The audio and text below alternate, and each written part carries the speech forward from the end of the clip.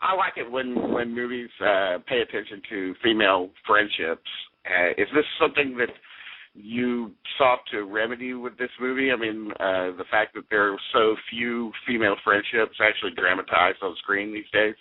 Well, what's interesting was actually it felt very organic in that both structurally and content-wise, Noah and I don't say, we're going to write a movie about this and then do that. We kind of see the movie we're going to write by what our characters seem to be talking about. And that sounds kind of goofy and artsy-fartsy, but it is actually how we do it. And I thought what I was really excited by was that it was the movie that these characters seemed to want, as opposed to something that was dictated by us, and that it really was in its bones a story about ambition and friendship that had no romantic contingent in it, just because that wasn't the story. And I think so often when women are in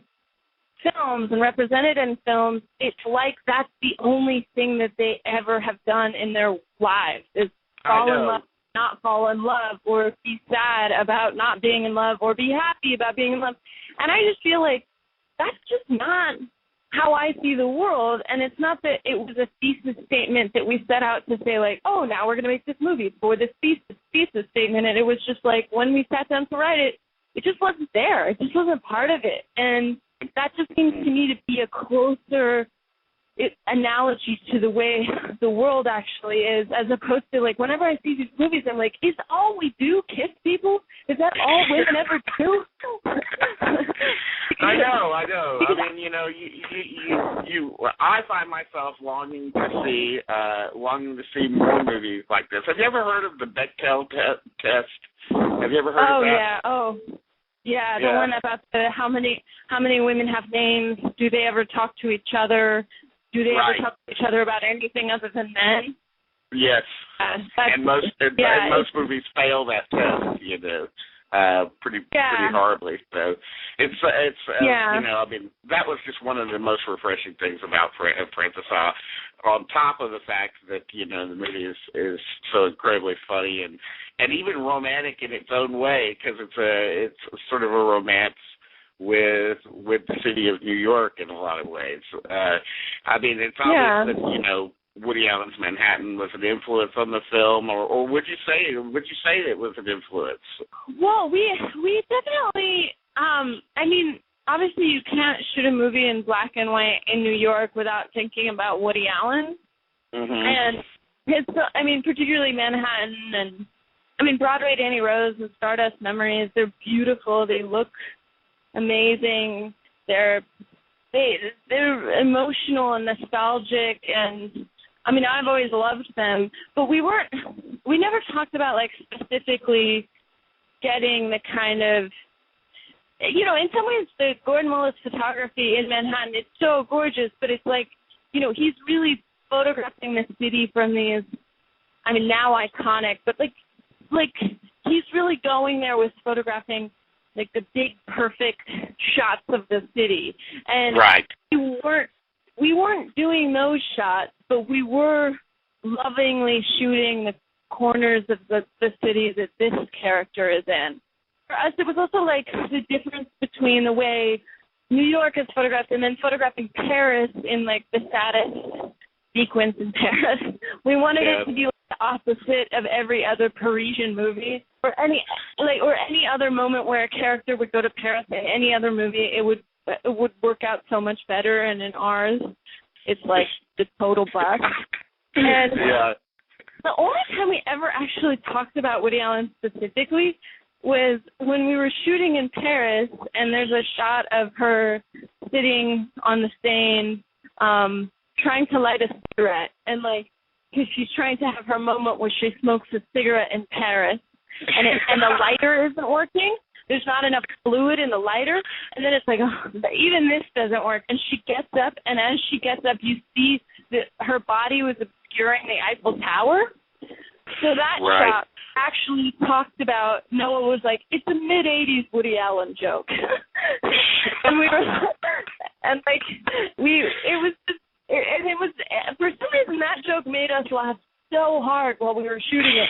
And I don't think we'll get an audible laugh, like, while we're in a movie theater, but, I mean, that was really the only time we ever talked about Woody Allen specifically. It was like getting that moment of, and there's the Eiffel Tower and she missed it. I wanted to also touch on the whole Francois Truffaut connection that's going on in the movie with the Georges Delerue scoring from all the other Truffaut movies. How was that decision settled upon? That was really in post-production. That was not something we talked about beforehand. And originally, he and the editor put in the Georges Delerue music as temp music, really. And then we loved it so much. And it seemed like the movie could hold it.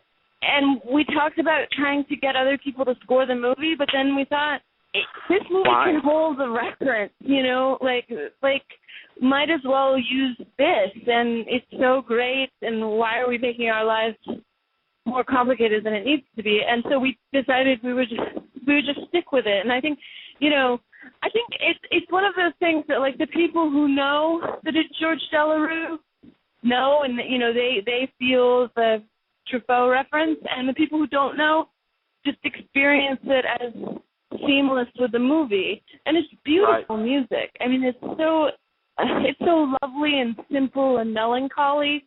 And then, you know, the same is true of the Perry Nielsen that we use, and then combining that with the big music of, like, David Bowie and Hot Chocolate and T-Rex and Paul McCartney. I love the use of Hot Chocolate in it. That was great. Oh, Hot Chocolate's my fave. I love Hot Chocolate. It's great. Now, I want to ask, you know, how did you come across Mickey Sumner? I mean, were you guys friends before she got the role in the film? No, we didn't know each other. She auditioned. She was brilliant. I mean, we auditioned a lot of people, and we actually originally saw her for a different role, and she was so good at that other role that we thought, oh, maybe we shouldn't look at her for Sophie because she's so funny in this role. And then we said, okay, well, we'll just have her try it. And then she was just great. I mean, she was just instantly great and had this quality about her that was, I don't know, she's a great actress. I mean, she's truly a great actress, and I really feel like keep your eye on that one. She's going places. Absolutely. Absolutely. But she's just a marvelous actress, and we became really good friends while we were making it. But it was totally organic process. You can really feel that there's a history to that friendship, and it's wonderfully portrayed in the film.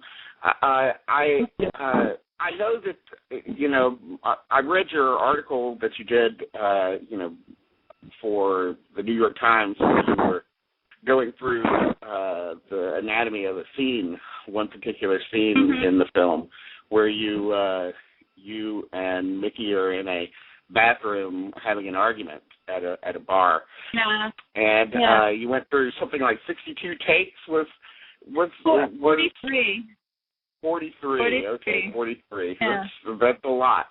I mean, was this these large number of takes, was this something that went all the way through the filming of Francois? And what kind of effect do you think that lent to the way that the entire cast, including yourself, of course, worked? And what kind of effect did it have on the performances?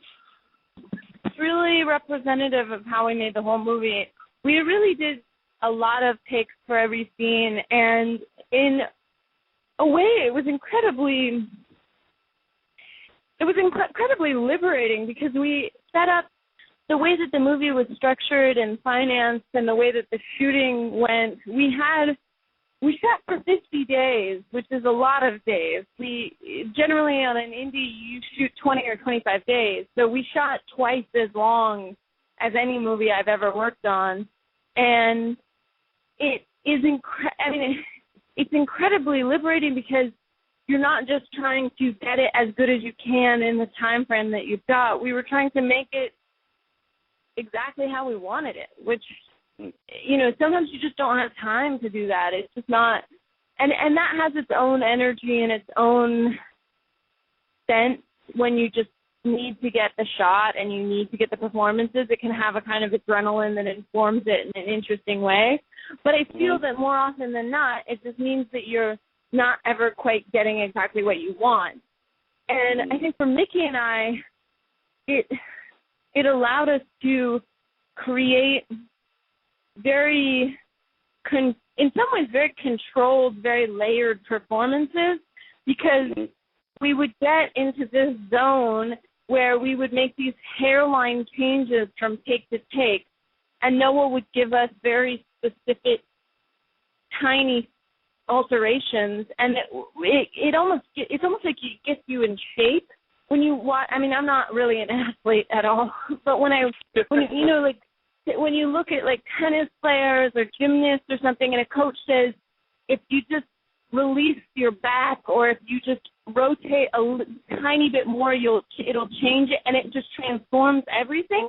It's because they're so supremely in control of what they're doing that a tiny adjustment is the difference between like landing it or not landing it, and that they're able to. It's almost like they're in a state of such high functioning skill that they're both totally on automatic in a way because it's happening so fast, but they're also able to control it in this minute way, which was what we kind of felt like we got to in Frances as actors. It felt like we were really in shape.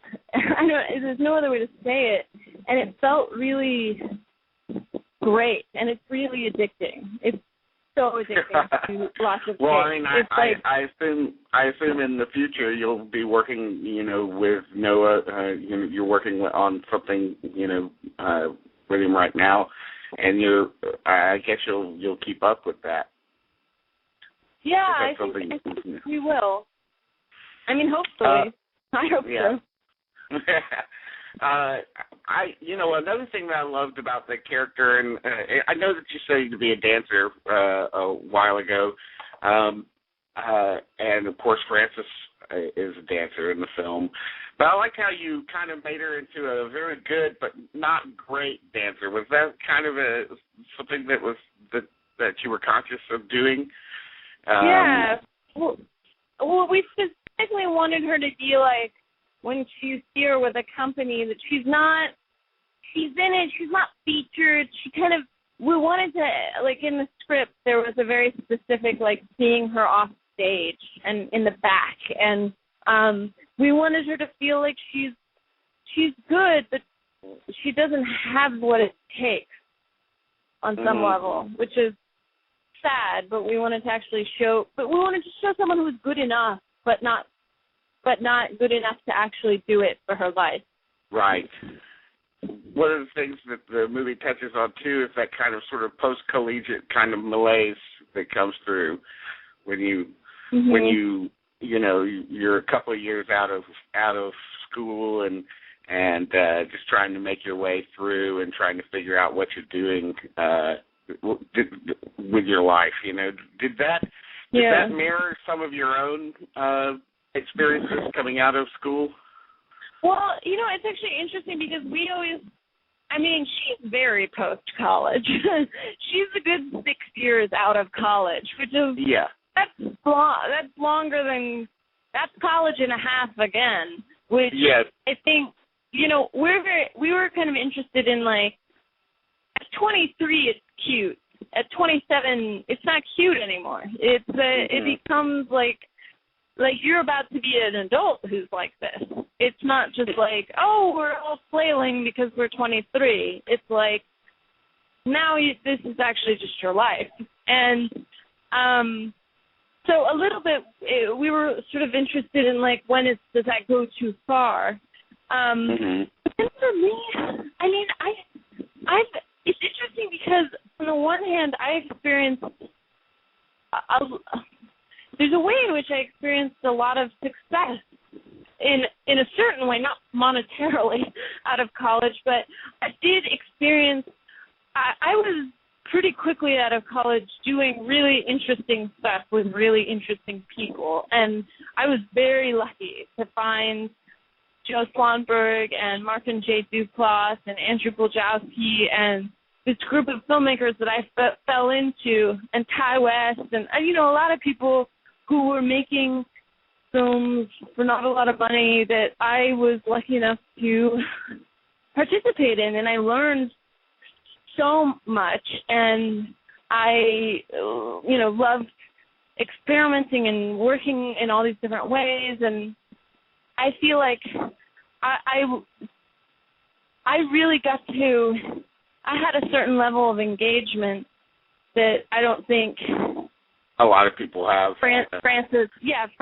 had, certainly the character of Francis, but at the same time, the moments that were most vivid to me of like my 20s were the moments where it felt like I was really nowhere, and that I hadn't really achieved anything, and that I didn't know how this was all going to work out. And for some reason, those moments lived inside of me in a way that the feeling of success didn't. And I think that that's probably just my particular psychology, and probably a sign that I need a good therapist.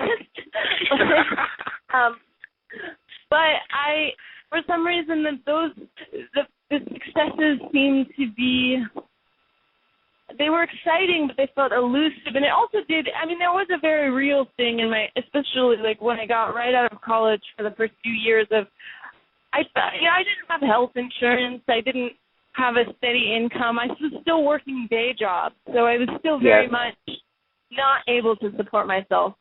But then on the other hand, I was, I remember I think the first review I ever got was, a movie I did, it was at South by Southwest and was reviewed in Variety. And it was a bad review. They did not like the movie, and they did not like me. I remember it said, degrading Greta Gerwig. And I was so amazed. Oh, that is I was so amazed that my name was in Variety. Like, I loved it. I was like, oh my God, my name was printed in Variety. Even though they hate so you're part of history, really. Yeah, exactly. Like, forever. If you ever look me up in the annals of Variety, there I am. Like, I don't know. It felt. So I don't know. For me, it's like, in some ways, I took my small victories and ran with them. In other ways, I very much felt like I never lost. I still feel like I'm in the hustle. You don't ever really lose that feeling. I don't think if you ever, like, any artist or person who is in an unconventional career path, it never feels official. Nobody ever leads you into a secret room and says, now you're officially doing it, which was like part of what actually I wanted to show with Frances, that like even though she takes the day job and even though she gives up this version of her dream, that she's still going to make art. And I don't know if anybody's ever going to notice it, but she's going to keep choreographing and she's going to keep engaging with it. And I feel like that's the only thing I know, is that you have to kind of keep doing it, because the world will never tell you that they want it, really. So you have to create it for yourself. You have to bring it to the world before they even know what they want, really. I'm really curious to know. I was really surprised when I was watching the film that your parents show up when your character goes out to California. I guess it's in Sacramento where you grew up. How did you talk your parents into being in the movie, and how did they had acting experience at all? No, it was they have no acting experience. And it took some doing to talk them into being in the movie, because they didn't want to. They felt uncomfortable with it, and they didn't know what it was going to be like, and I didn't show them the whole script. But was that your actual house? Is that the actual house that they live in out there? It's in the neighborhood. It's in the same neighborhood. It's on my street. But they are very. But originally, when we were writing the movie, it was a lot longer, and we would have, if we'd kept the very long Sacramento version, there were lots of scenes, and we would have cast actors. But because we reduced it to basically a montage of arriving home, having Christmas, taking down Christmas, and leaving, it was almost impressionistic, and it felt like we could. I mean, I really wanted to actually shoot in Sacramento, which was not easy. I mean, it was a pain in the ass to move the entire production to Sacramento for 4 days or something. So, right. But everybody, and then, of course, Paris, and then upstate New York too. Yeah. You know, I mean, you were all over the place in this film. It was a mobile movie, but but it felt like I really wanted to shoot Sacramento because. I think the landscape of Sacramento is very specific, and it's so different from New York. It's really Northern California there. It's flat. It's like the Midwest of California. It's farmland, and it feels like I mean, it's like that. It's post World War II houses, the ranch style houses that are low to the ground, and she's literally bigger than the landscape, as opposed to in New York. She's dwarfed by the landscape, and I just love Sacramento. I love it. I just think it's beautiful and funny and strange, and it's my favorite place in the world, and I want to make more stuff that takes place there. And I wanted to shoot there, and then once we were shooting there, I was like, well, I just want my parents to be in it, and then we got some of my family friends to be in it, and then like my dentist, actually, we just shot at my dentist, who's like my high school boyfriend's dad, and so it's like that kind of city. It's like really, you know, there's a lot of sprawl, which makes it a bigger city than it actually is, because actually the city of Sacramento, if you grow up in the city, is really small and really. Like, everybody knows everybody, and people will call your mom if they see you, like, driving in a weird part of town or something, and they'll be like, I saw Greta at the Wrigley on Folsom Boulevard. I do not know what she's doing there. And you're like, why does everybody call my mom? Like, it's stuff like that. And, you know, I love it. Anyway, I love it, and it was so much fun to shoot there. And I've always liked that kind of thing of using something from your life directly, and I felt safe doing it because the movie was so written and so precise and so constructed that it felt like I could almost just put something I could crib directly, as opposed to like I don't know. It's like you know, in those Al Hirschfeld drawings when he always used to hide his daughter's name in them. Oh yeah, Nina. Yeah, it felt Nina. like that. Like, yeah, it's my Nina. That's funny. Well, first of all, I just have to say, you know, your acting style to me is extraordinary. It's that sort of naturalistic kind of thing that's going on in all of your performances that just, for me, elevates any movie that you're in, really. In your estimation, how much of your acting style is studied, and how much of it is, you know, just pure instinct? I feel like as an actor, I've really had a patchwork quilt of influences and inspirations and training. I mean, I've taken a lot of acting classes in my life. I mean, I took a lot of acting classes in Sacramento, both in my high school, and there was a man who ran an acting studio that I took classes from, and he would put on these productions of classic plays, and often he would be in them, but then I would get to play. I was in the Spiegel, and I was in a lot of, you know, I mean, I was like in big, Eugene O'Neill plays, and they were very small, and they were black box theater, but I was doing all these, it was really kind of amazing. I got to do all these different parts, and then I also did a ton of musical theater, community theater, and then I did a ton of acting when I was in college, and so in a way I feel like my background is much closer to more of a hammy vaudevillian type of background in a way. So it's kind of odd when people ask me about this naturalistic acting, because that was never really what I felt I was good at when I was growing up. I always felt like I was good at like almost jazz hands acting, and I don't know where it came from other than that. I did remember I had a moment in college that was a big kind of light bulb moment, which is in college, at the theater department at Columbia, to audition for the departmental plays, you had to do a monologue in front of everyone who wanted to audition, and everyone was given 30 seconds to do a bit of a monologue and then get off stage, and then from that they'd post callback lists and then they'd cast plays.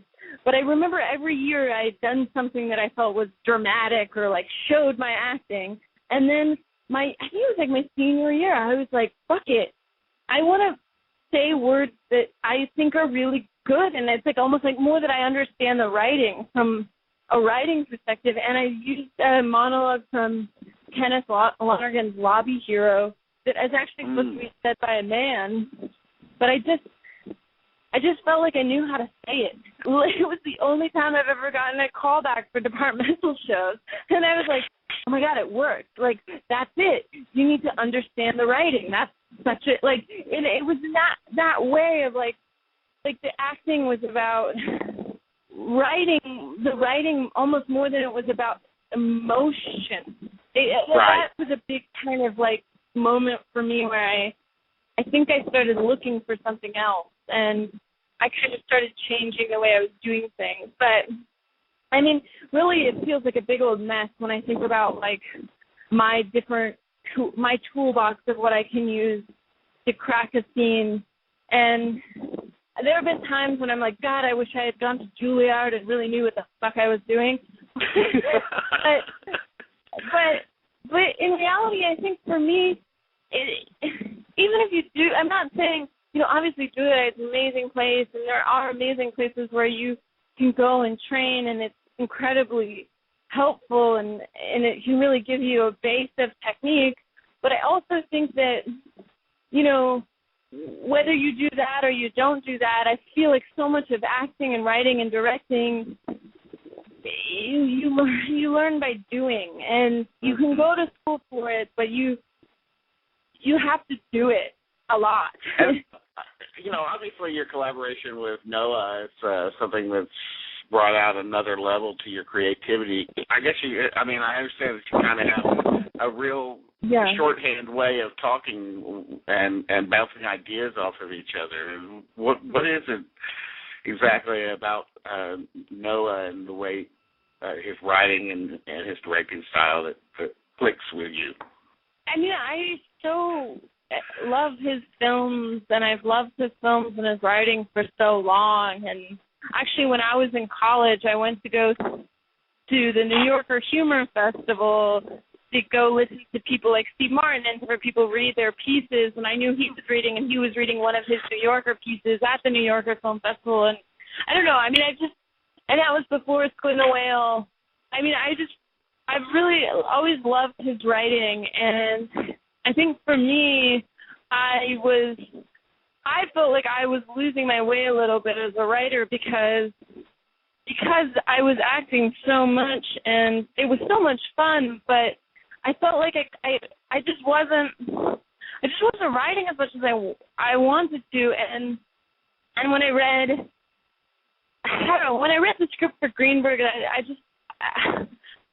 I knew I would love it, but then I did love it so much, and it made me jealous of his writing in a way. It made me, I wanted the part and I wanted to act in it, but it made me want to write, and asked to work on this, I felt like I had a couple of years of stored up material that I hadn't been using, and I felt like, in a way, because he's so exacting and so precise and so demanding of himself as a writer and as a creator, I felt like I had to raise my game, that my first attempt was not good enough, that I had to really dig deeper and find something better and work things over more. And I feel like, but then I also feel like we have this very easy rapport because we both find the same things funny and the same things interesting. And I think, that's something that it just doesn't feel like you get so many of those collaborations in a lifetime. It feels like they're rare, and I think he had that with, and still does have that with Wes Anderson, and I think in the same, I mean, it's a totally different writing relationship, but I think that there's a way in which sometimes, collaborations, they can really, it's like there's such pleasure in finding out that you're better than you thought you were. And I think for me, that was my side of it. And I think he totally was delighted by me finding that. And it was fun for him. And he always said that he would, because we wrote a lot of it, actually, the scenes separately, and we'd email the scenes back and forth to each other. And he would say, I would look forward to checking my email because it would be like I was getting an installment in a radio program or something. Like, then what happened? And then what happened?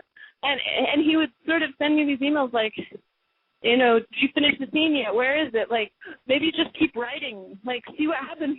And it was like, but it was really, it felt like I was, it's like somebody had this arena and an audience, and then he, obviously he was writing things to me too. It was just, I don't know. I don't know that I just don't think you get that many of those. Yeah. And I definitely feel like I grew so much as a writer from it. And I mean, I feel like between then and now, it was like hugely different for me.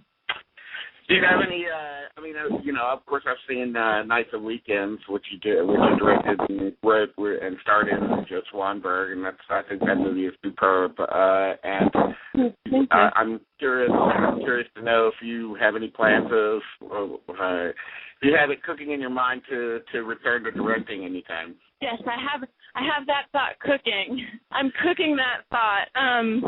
No, I really want to, and it's really something I'm gonna go after. And I don't know why it's so. I think some people are born with a lot of confidence to just go do that. But for some reason, I feel like I didn't. I mean, I have plenty of confidence, but for some reason, I think sometimes you have to think yourself into doing something that seems bigger than you are at that particular moment. You kind of have to work yourself into kind of a frenzy, kind of, in a way. Yeah, and you have to kind of feel like you're just gonna burst if you don't do it. And I think you almost you build up that feeling inside of you, and then you're like, I have to do it. I have to do it because otherwise I will never forgive myself. And so, I mean, that's probably the least efficient way to go about anything. I mean, there are plenty of people who just non-neurotically go do things and accomplish things, but for me, I have to make it some painful, silly, unnecessary choice. But I feel like, I mean, I'm also competitive, and I see people I admire doing things, and then I think it's also, I mean, this is probably terrible too, but because I'm competitive, I also find myself when I read movie reviews, sometimes I'm like, oh no, I'm jealous of that director, but it's good. I try to let it build up. That's funny. I know that you and Noah are working on something. I looked it up on IMDb, and you're working on something called it's right now it's untitled, but it's called the Public School Project. It's still being made. I mean, it's still being made. I can't really talk about it. Also, Noah doesn't really like it when I talk about things before they're done. I try not to, because it's like, you know, I think sometimes if you talk about things before they're all the way made, it can mess with your mind a little bit while you're doing it. Or can jinx it or something, you know? Yeah, exactly. It's some superstition. Right. Yeah. That's fair enough. But I know you're also working on an animated film as well. And that seems very unusual. And I also know that you provide a voice for what's it called? China, Illinois? Is that what it's called? Oh, yeah, China, Illinois. Yeah, I love those guys. That's super fun. They're great. No, it's actually like the coolest job I've ever had. Like, I go in and I do these crazy episodes, and it's so much fun, and I love them. They're so great. Brad Neely's so great, and I'm actually really proud of them, because I did a voice for the pilot, and it was originally much shorter, and I've really watched them grow as a team, and it's a really weird, fucked up show, but it's really funny. And I think it's just one of those things that I feel like I didn't participate in creating it, but I did feel like I was there from the beginning. So I'm glad that it's still going and has fans. Well, I would be remiss if I know that some of our listeners wanted to hear you talk a little bit about both Whit Stillman and your experience with Whit Stillman. Which that was another great film, Damsels in Distress, and plus you got to dance and you sang in it too, did you? Yeah, you did. Yeah, I did.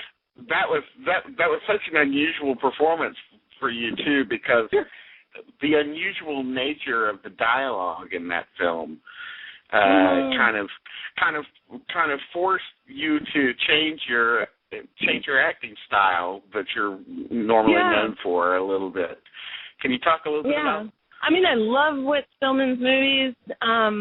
Metropolitan, Last Days of Disco, and Barcelona are some of my favorite movies, and I was so excited that he was going to make another one, and I couldn't believe I got to be in it, and, you know, I was a total fangirl about him, and I loved it. I loved saying that dialogue, and I loved being able to act in a more arch way and not do something that feels contemporary, really, but it felt sort of out of time and almost like I love that aspect wild. of the movie. It did feel like it was taking place in no time, like it sort of felt like the 50s or the 60s, but not really. It kind of felt like the 80s sometimes. It was very, very unusual film. The most amazing part was that Whit Stillman thought he was making Animal House.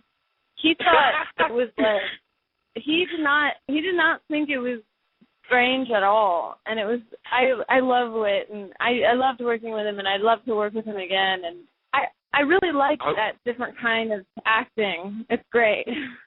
Yeah. Well, hopefully it won't be another 10 years before we see another Whit Stillman movie. I hope not. Definitely.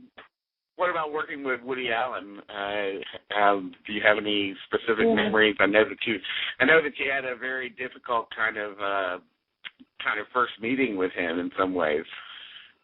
Well, I mean, it was just very quick and I was intimidated, but I was excited, and I mean, I loved working with him because he's my idol, and I really, like, his films were such a huge part of why I wanted to act and make movies, and I loved his writing, and it's so, his influence on me and my life artistically is immeasurable, and I mean, it's very hard to then audition for that guy if that's the way you feel. Like, it's hard to just do what you do for him. And I think that I loved working on the film. I mean, it was amazing. I was in Rome. It was an amazing cast, and it was him. And I know, I mean, you know, I wish I could do it again. I mean, I would do any movie with him. I totally think you fit into his world. You know, I think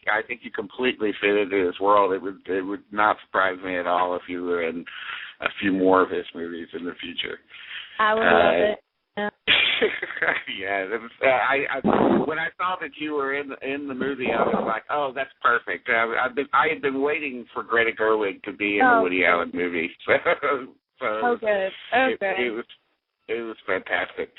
I know that you have to go, but I really want to thank you for being on our show. I hope that when you do something else, if you think about coming back on the show, and we can just, you know, talk about crazy things like, you know, what movies have you seen recently? Have you seen any good movies recently, by the way?